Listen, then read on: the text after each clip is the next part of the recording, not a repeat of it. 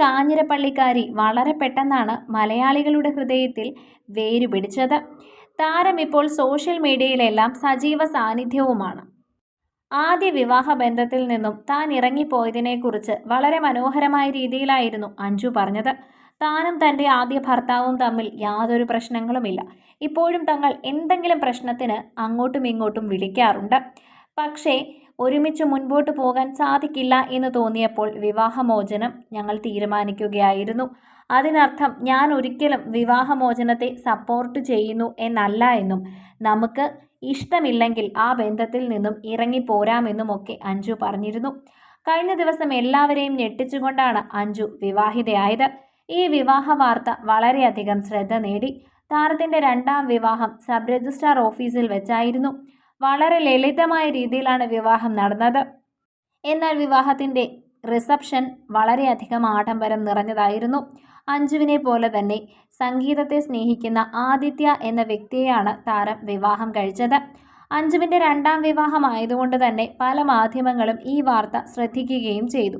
വിവാഹ ദിവസം അമ്പിളി എന്ന സിനിമയിലെ എൻ്റെ നെഞ്ചാകെ നീയല്ലേ എന്ന വരി പാടി ആദിത്യ വികാരാധീനനായത് സോഷ്യൽ മീഡിയ മുഴുവൻ പകർത്തുകയും ചെയ്തിരുന്നു. ഐശ്വര്യ ലക്ഷ്മിയുടെ അടുത്ത സുഹൃത്തുകൂടിയാണ് അഞ്ജു. തൻ്റെ പ്രിയപ്പെട്ട കൂട്ടുകാരിയെ അണിയിച്ചൊരുക്കാൻ ഐശ്വര്യ ലക്ഷ്മിയും എത്തിയിരുന്നു. ആദിത്യ ആലപ്പുഴ സ്വദേശിയാണ്. അതിനാൽ ആലപ്പുഴ സബ് രജിസ്ട്രാർ ഓഫീസിൽ വെച്ചാണ് ഇരുവരുടെയും വിവാഹം നടന്നത്. അമ്മയുടെയും അച്ഛൻ്റെയും ഏക മകനാണ് ആദിത്യ. താരത്തിന് ഒരു സഹോദരി കൂടിയുണ്ട്. കുടുംബത്തിൻ്റെ പൂർണ്ണ പിന്തുണയോടെയാണ് അഞ്ജുവുമായുള്ള വിവാഹം നടന്നത് എന്ന് പറയുകയും ചെയ്തിരുന്നു. ബാംഗ്ലൂരിൽ എഞ്ചിനീയറായ ആദിത്യയും അഞ്ജുവും വർഷങ്ങൾക്ക് മുൻപേ തന്നെ സുഹൃത്തുക്കളായിരുന്നു. എന്നാൽ ഇവരുടെ ഇടയിൽ പ്രണയം മൊട്ടിട്ട് തുടങ്ങുന്നത് അടുത്തിടെയാണ്. പ്രണയത്തെക്കുറിച്ചും ആദ്യമായി കണ്ടതിനെക്കുറിച്ചും ഒന്നും ഇവർ പറഞ്ഞിരുന്നില്ല.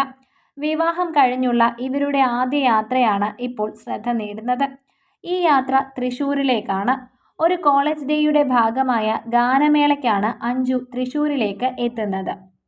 ഹണിമൂൺ യാത്ര എവിടേക്കാണെന്ന് മാധ്യമങ്ങളൊക്കെ തന്നെ കഴിഞ്ഞ ദിവസം അഞ്ജുവിനോട് ചോദിച്ചിരുന്നു.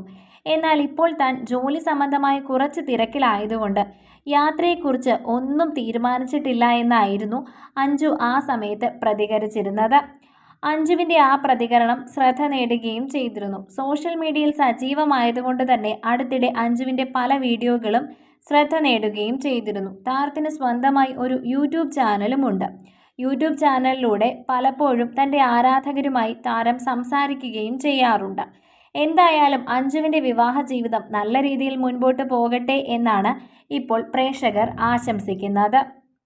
പുത്തൻ പുതിയ സിനിമ സീരിയൽ വിശേഷങ്ങൾക്ക് വേണ്ടി ഈ ചാനൽ സബ്സ്ക്രൈബ് ചെയ്യാൻ മറക്കല്ലേ.